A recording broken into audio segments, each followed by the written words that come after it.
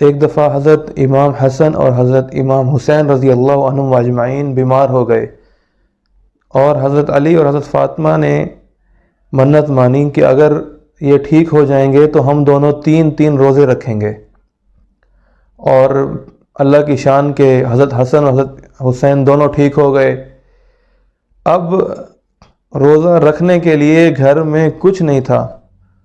حضرت علی اور حضرت فاطمہ رضی اللہ عنہ نے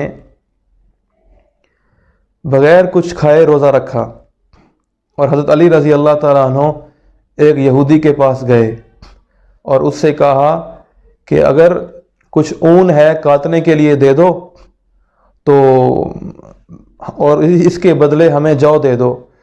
تو اس نے ایک گٹھڑی اون کی دی 3 سا جو کے بدلے۔ حضرت علی رضی اللہ تعالیٰ عنہ وہ لے کر گھر تشریف لائے اور حضرت فاطمہ رضی اللہ تعالیٰ عنہ کو دی۔ انہوں نے 1/3 اون بنایا اور اس سے 1 سا جو یہودی نے دیا۔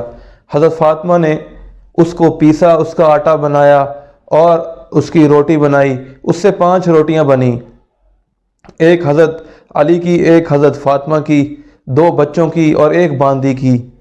حضرت علی رضی اللہ تعالیٰ عنہ جب مغرب کی نماز پڑھ کر گھر تشریف لائے اور روٹی کھانے کے لیے نوالا توڑا ہی تھا کہ باہر سے آواز آئی کہ میں مسکین ہوں، اللہ کے نام پر میری مدد کرو۔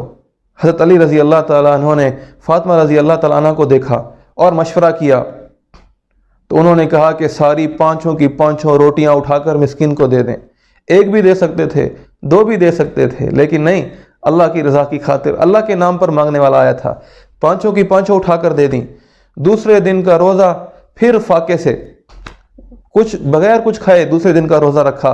حضرت فاطمہ رضی اللہ تعالیٰ عنہ نے وہ جو دوسرا تہائی حصہ اون کا بچا ہوا تھا اس کو کاٹا، پھر اس سے 1 سا جو ملے، اس کو پیسا، آٹا بنایا، پھر 5 روٹیاں پکائیں۔ پھر مغرب کے بعد جب کھانے کے لیے بیٹھے تو باہر سے آواز آئی، یتیم ہوں، اللہ کے نام پر دے دو۔ پھر کیا ہوا؟ پھر انہوں نے 5 کی 5 روٹیاں اٹھا کر اس یتیم کو دے دیں۔ تیسرے دن کا روزہ بغیر کچھ کھائے پھر تیسرے دن کا روزہ رکھا۔ 3 دن کا فاقہ ہو گیا، 3 دن کا فاقہ۔ اور وہ جو آخری تہائی بچی تھی اون کی، اس کو فاطمہ رضی اللہ تعالیٰ عنہ نے کاٹا اور 1 سا جو ملی، پھر اس کو پیسا، آٹا بنایا، 5 روٹیاں بنائیں، کھانے کے لیے بیٹھے۔ تیسرے دن جب کھانے کے لیے بیٹھے، افطار کرنے کے لیے بیٹھے، تو آواز آئی، قیدی ہوں، اللہ کے نام پر دے دو۔ پھر وہ 5 کی 5 روٹیاں اٹھا کر دے دیں۔ سبحان اللہ، سبحان اللہ۔ پھر 5 کی 5 روٹیاں اٹھا کر اس کو دے دیں۔ اور بھوک کی شدت کی وجہ سے حضرت علی رضی اللہ تعالیٰ عنہ سے چلا بھی نہیں جا رہا تھا۔ حضرت فاطمہ کی آنکھیں اندر گھس گئیں بھوک کی وجہ سے، اور پیٹ کمر کو لگا ہوا۔ حضرت علی رضی اللہ تعالیٰ عنہ آپ صلی اللہ علیہ وسلم کے پاس تشریف لے گئے اور آپ کو سارا ماجرا سنایا۔ آپ صلی اللہ علیہ وسلم اپنی پیاری بیٹی کو دیکھنے کے لیے گھر تشریف لائے اور اپنی بیٹی کو تسلی دی۔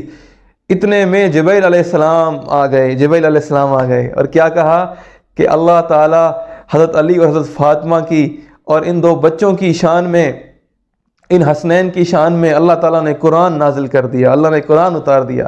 اللہ کیا کہہ رہے ہیں سورۃ دہر کی آیت، وَيُطْعِمُونَ الطَّعَامَ عَلَىٰ حُبِّهِ مِسْكِينًا وَيَتِيمًا وَأَسِيرًا۔ یہ ایسے لوگ ہیں، اللہ ان کی تعریف کر رہا ہے۔ اللہ کہہ رہا ہے شاباش، یہ بہت زبردست لوگ ہیں، یہ ایسے لوگ ہیں کہ اللہ کی محبت میں مسکین کو، یتیم کو اور قیدی کو کھانا کھلاتے ہیں، جبکہ خود بھوکے پیٹ ہوتے ہیں میرے بھائیو۔ اللہ نے یہ آیت حضرت علی، حضرت فاطمہ اور حسنین کی شان میں اتاری۔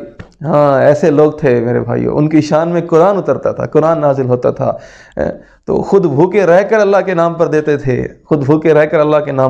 اللہ کے نام پر دینا، صدقہ کرنا بہت طاقتور عمل ہے، اللہ کے غصے کو ٹھنڈا کرتا ہے، آئے ہوئے عذاب کو ٹالتا ہے میرے بھائیو۔ یہ جو آئے ہوئے حالات ہیں ان میں کثرت سے صدقہ کرنا، میرے نبی نے قسم اٹھا کر کہا، حدیث کا مفہوم ہے، میرے نبی نے قسم اٹھا کر کہا کہ صدقہ دینے سے مال کم نہیں ہوتا۔ اللہ کا شکر ہے کہ ان حالات میں لوگ کثرت سے صدقہ کر رہے ہیں، جو پہلے نہیں کرتے تھے وہ بھی کثرت سے صدقہ کر رہے ہیں، اور